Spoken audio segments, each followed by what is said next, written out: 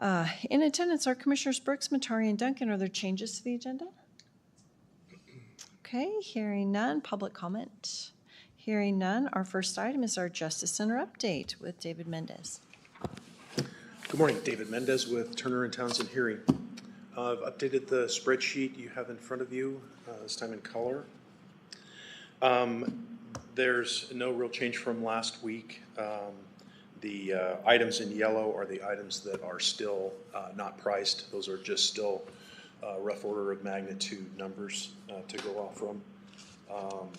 In front of you in this afternoon's meeting, I believe you're looking at in the lower section under construction contingency is the CUA 006, which is a SureFlex anchor productivity. I wanted to make sure that I've explained that over a couple of meetings previously. If you have any questions about that before you have that in front of you this afternoon. Questions? No questions, thank you. Okay. That's all I have for you this morning. Like I say, nothing new. No news is good news. So we're still on track. Still, the comment that we made last week about where we stand overall with these contingencies. I really don't expect that they're going to increase all that much. So from here to the end of the project, and that's typically what we do. Where are we at with furniture? Furniture had a meeting last week with them to go over scope of work. And they're pricing that out. I should have a contract to you, not next meeting, but the following meeting. I should have the contract with their estimate of the cost of furnishing that building. Okay. I think so. I'm having them look at reuse the furniture that we have in storage, but I also I'm sensing a shift in that philosophy and talking with a bunch of different people that are involved in these projects, that some of that furniture is being used, so we might not have all of it. So I'm having them price out to supply new as well. So that'll be a deductive alternate if we do reuse that. So that's the approach that I thought was best for what we've talked about. Yeah, that's great. So next week we are not having status update. We'll be in Boise. Okay. So if you have any emergency items, we can put them on the business meeting. If you want, just let us know by Friday morning. Will do. Okay. All right. Thank you. Any questions? No, thank you very much. Thank you. All right. Item 2, North Kootenai Water Letter of Support Request. Ms. Scheit? Yep. Thank you very much for your time. My name is Suzanne Scheit. I'm the Chief Operating Officer of North Kootenai Water and Sewer District. I also serve on the APD board, and we've met before if I look familiar. North Kootenai serves over 12,000 people in Kootenai County, and we're spread out over a 200 square mile area, and we make up 15 individual public drinking water systems. We're applying for a automatic metering infrastructure grant through the Bureau of Reclamation. And what that essentially is, it's a cellular endpoint service meter that allows a customer to see real time what their metered usage is. And it also reports automatically back to the district so that we're able to monitor for leaks real time. We anticipate that infrastructure is going to reduce our draw by 44 million gallons per year from the Rattrun Prairie Aquifer. And we would very much value Kootenai County's support in their consideration of a letter of support. I did provide a draft template language if the Board of Commissioners wishes to provide that could be used. Okay, but you don't need any other grant administration services, nothing else, just a letter of support? Just a letter of support. Okay. Yes. Questions for Suzanne? Yeah, I'm just kind of curious. It sounds like a great idea. How is that number 44 million determined, and is that leaking water? Yes, it's determined based on a couple calculations. One is the national average for reduction in usage based on conservation habits that are instilled by customers once they see real-time metered usage.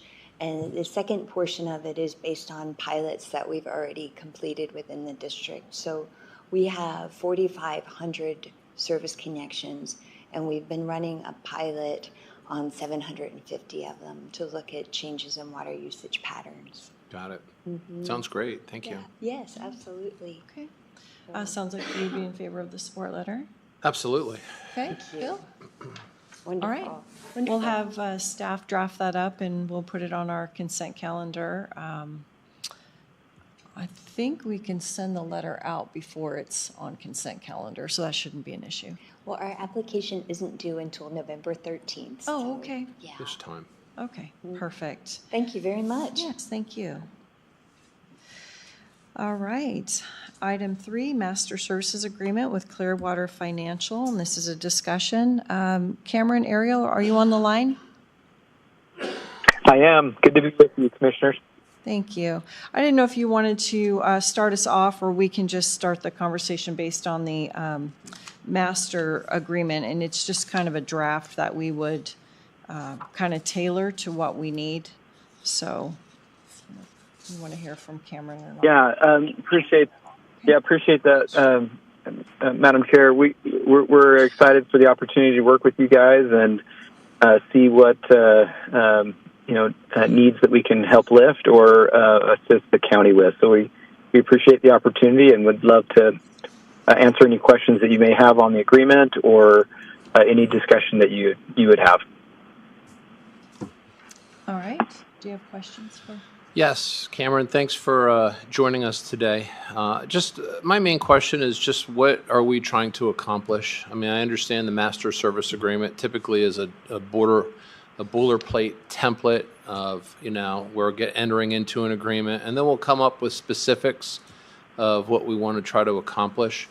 And I was just hoping if you could kind of discuss that a little bit. Yeah, Madam Chair, I appreciate that, Commissioner. So, that's exactly right. You've understood it perfectly. The master is really just giving you a guide and a broad swath of our suite of services, which, entails quite a bit. Our intent and our mission is to, help individuals and governments achieve their potential. And so with that kind of, pretty ambitious mission, we like to, bolt on, help lift all kinds of different projects. So that could be anything from, the front end of things with, the planning efforts that may be needed. Oftentimes that can come in the form of facility planning or comprehensive financial planning, master planning, things of that nature. Could be things like, capital improvement planning, economic development planning, things like that, as well as, strategic planning and visioning. It could be, things like public engagement. So if the county would like to engage the public in a specific way, we can certainly help with that. And then we also help a lot in the financial space. That really is kind of our root DNA, is to help, fill gaps in funding. It may be, seeking grants and other assistance, budgeting, things of that nature. But then if there's, a need and the community agrees that, there's a need, we can assist with bonds and levies as well. And then we do have a construction skill set as well. So if, once the building or facility, whatever it may be, is planned, we can help get it designed for construction. We can help bid, contract, construction agreements, and design team engagement, things like that. And then act as a owner's rep on the county side of things to help see the project through to completion. really, to be quick, we really offer kind of a tip-to-tail service for all things that the county may be up against from a facility or capital need. So hopefully that answers your question there, and we do look forward to the engagement and sitting down with you all and prioritizing what maybe those projects may be. What it is that you'd like us to focus on, and going from there.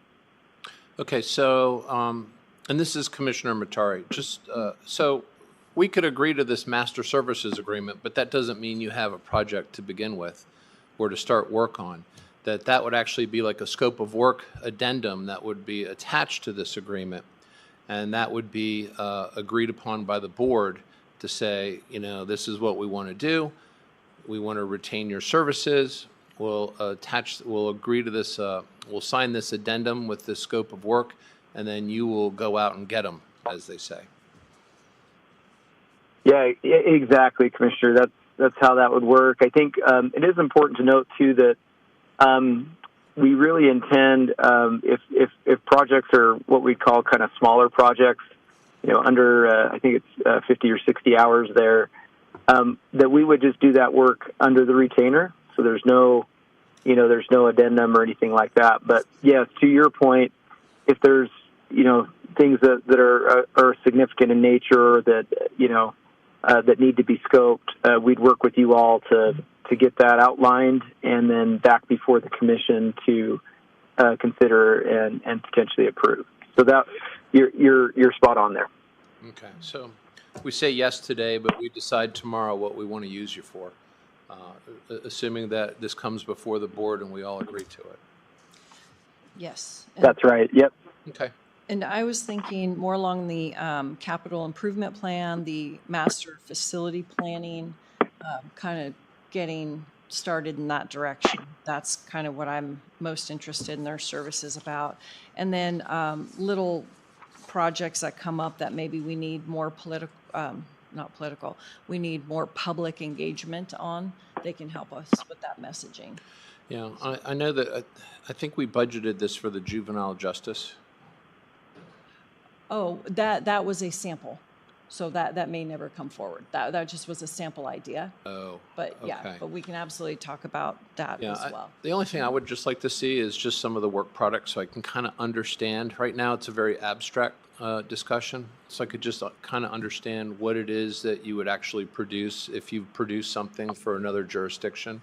Just take a look at that, and then that would be easier for me. But Cameron, I know that just from our discussions over the last couple years, here and there, is you're very capable and able to help guide municipalities towards end goals. So I don't have any problem with that. I just would like to see whatever it is that you've produced for others to get a better understanding. And we'll be there on Monday in Boise at IAC. So if you had any kind of sample thing that you could give to us, that would be really helpful. Yeah, Madam Chair and Commissioner, that's perfect. We'd be happy to do that. Certainly can get you some references as well. If there's a particular interest in, we'll get you a good swath of things. But it sounds like if there's more of a facility and finance planning interest, we're working with a number of counties as we speak on that, and have completed a number of those, so we can get you good samples there. So happy to do that. Okay. Well, no problem. Thank you. Okay. The only other thing, Cameron, is I noticed a couple things in the agreement that, I'd like to kind of change the term of the prior written notice of termination. I think there's just some things that we could tighten up a little bit for Kootenai County's purposes. So I'm happy to talk to you about that, and then we can put it through legal, and if there's any other changes, then we can make those as well. That sounds great, Madam Chair. We're open to any comments there, and happy to work through that with you guys. All right. Yeah, and can the board get some sort of a red line of what those proposed changes are? Oh, yeah, absolutely. So that would be helpful. Yep, I can work on I'm that. sure they're prudent, so, but thank you. Yep. All right. Anything else for that? No, thank you so much, Cameron, for your time. Thanks for joining us, Cameron. Yep. You bet. Take care. Looking right. forward to seeing you all. Thank you. Bye-bye. All right, item 4. This is board direction on reserving Forgone, and it is a discussion with our finance director, Brandy Falcon. Morning, Commissioners. Brandy Falcon for the record. So since the board chose to take less than a 3% tax increase for the FY25 budget, there is $598,000 of foregone that is available to reserve into our foregone balance. In order to do that, we have to prepare a resolution and publish it and advertise it.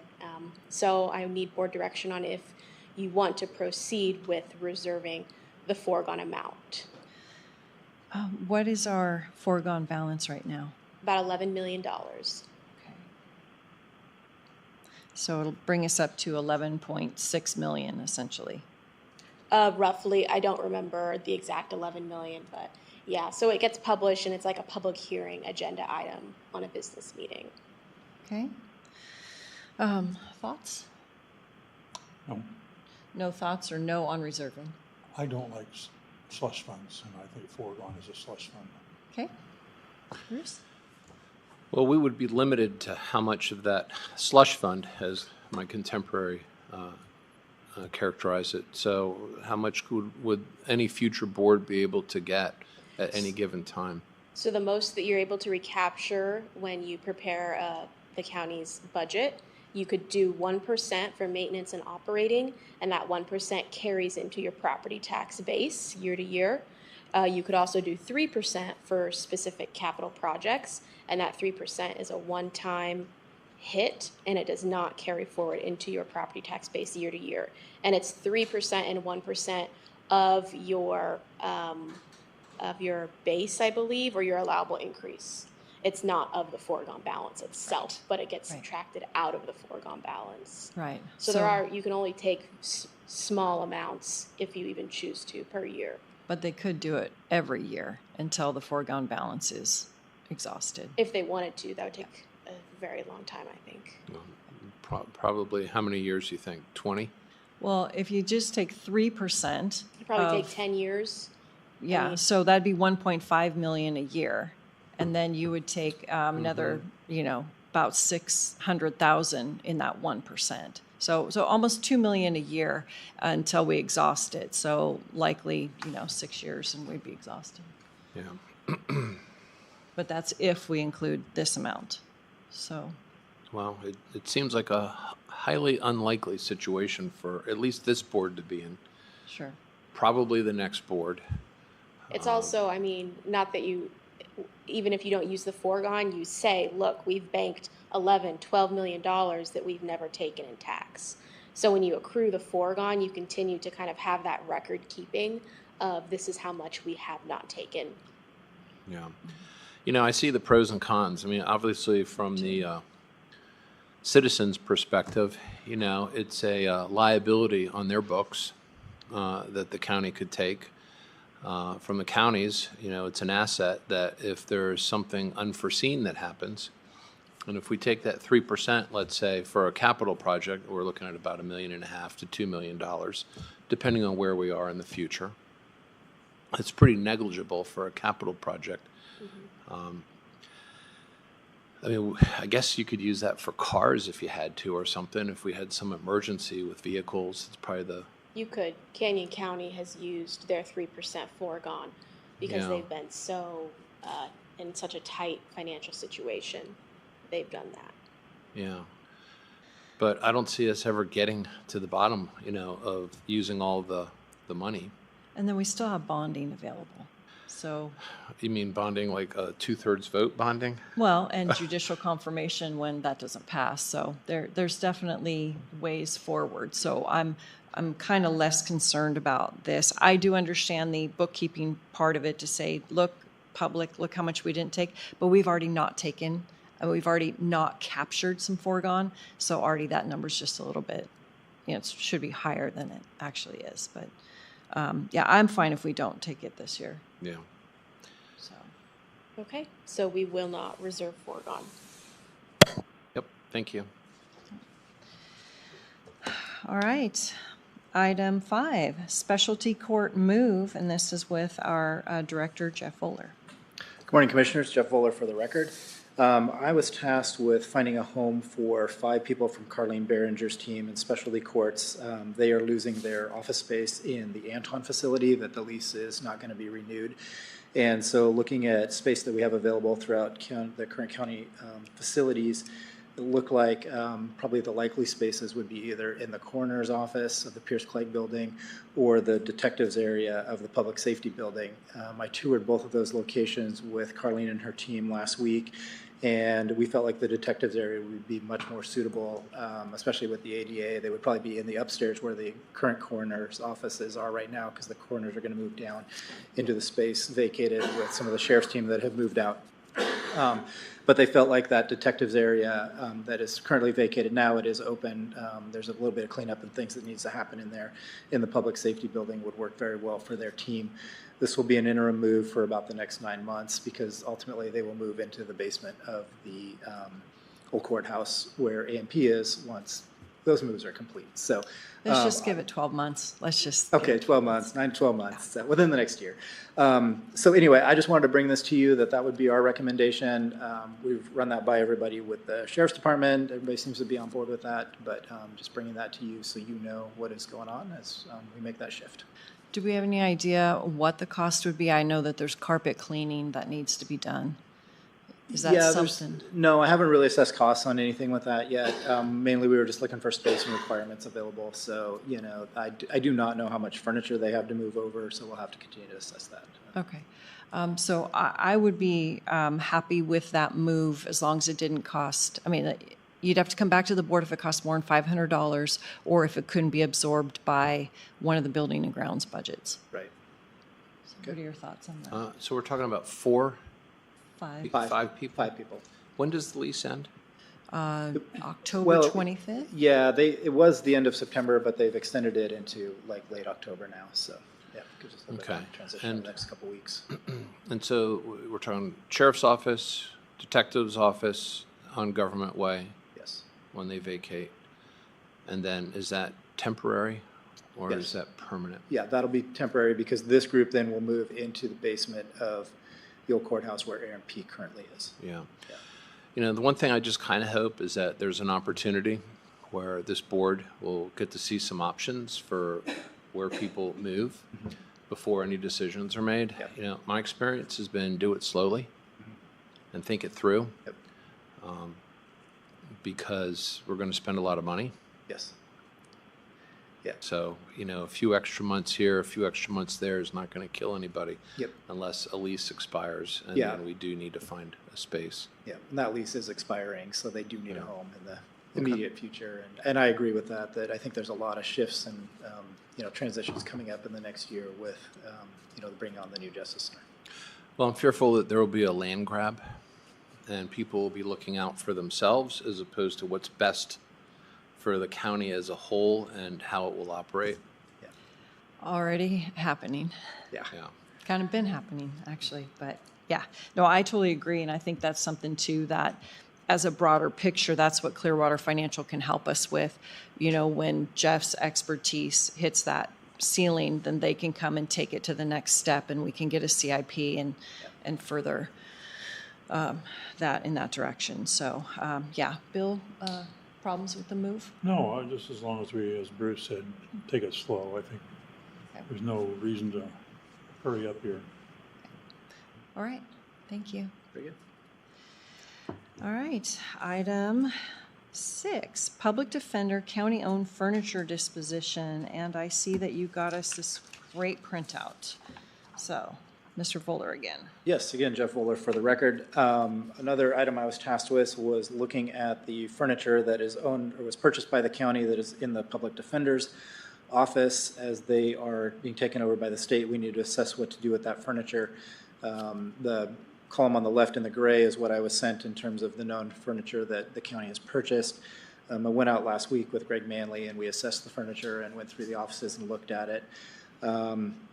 Put together a dollar value. There's not a lot of value to that furniture. It's all fairly old. I do think there are a few things that could be repurposed and could be of value to the county, being some conference room chairs that are stackable. There's a fairly nice oval conference table. There's one nice kind of lobby coffee table that I could see maybe going to the PMR office clinic to have magazines sitting on in the waiting room of that clinic and such.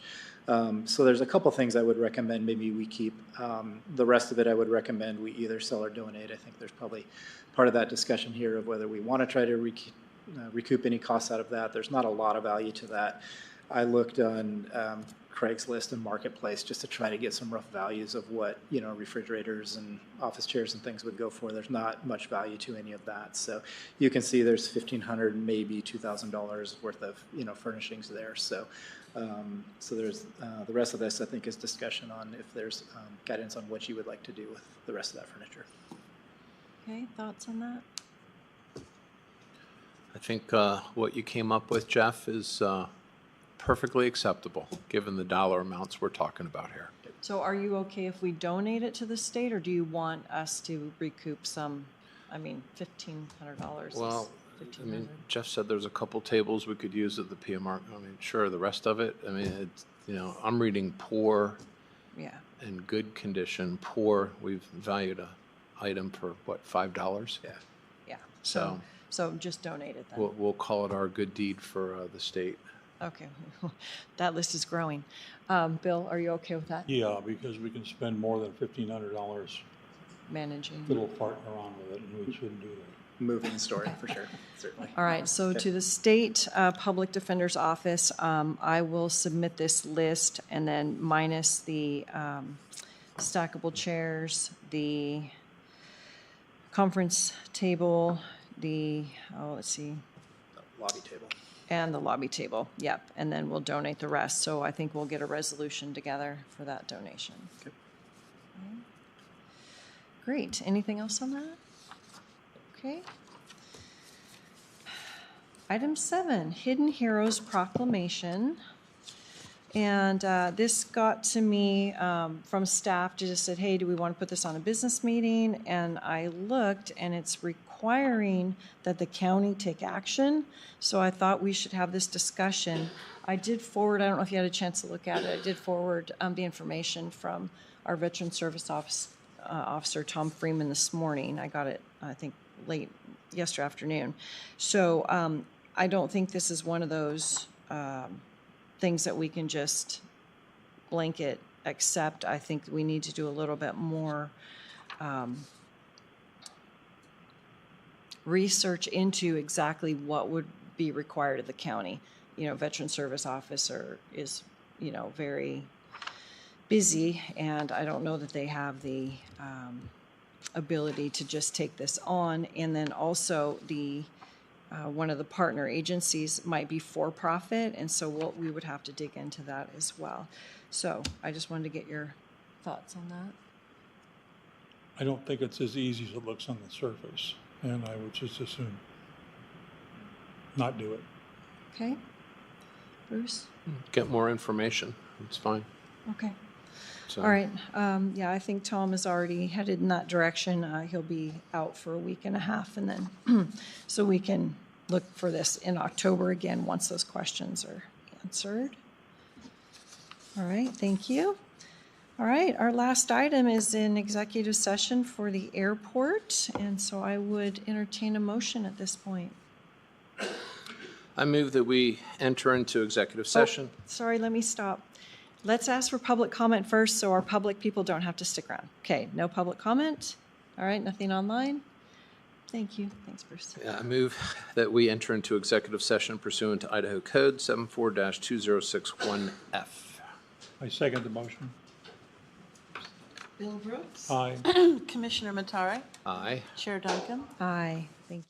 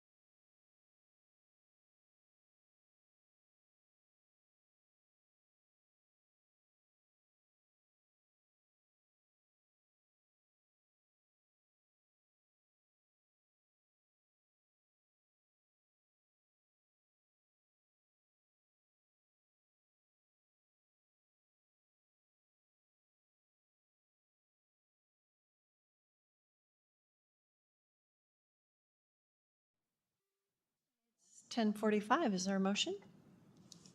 I move that we exit executive session 1F with staff. I move that we exit executive session 1F with staff to proceed as discussed. I second the motion. Bill Brooks. Aye. Commissioner Matari. Aye. Chair Duncan. Aye, and 10:45, meeting adjourned.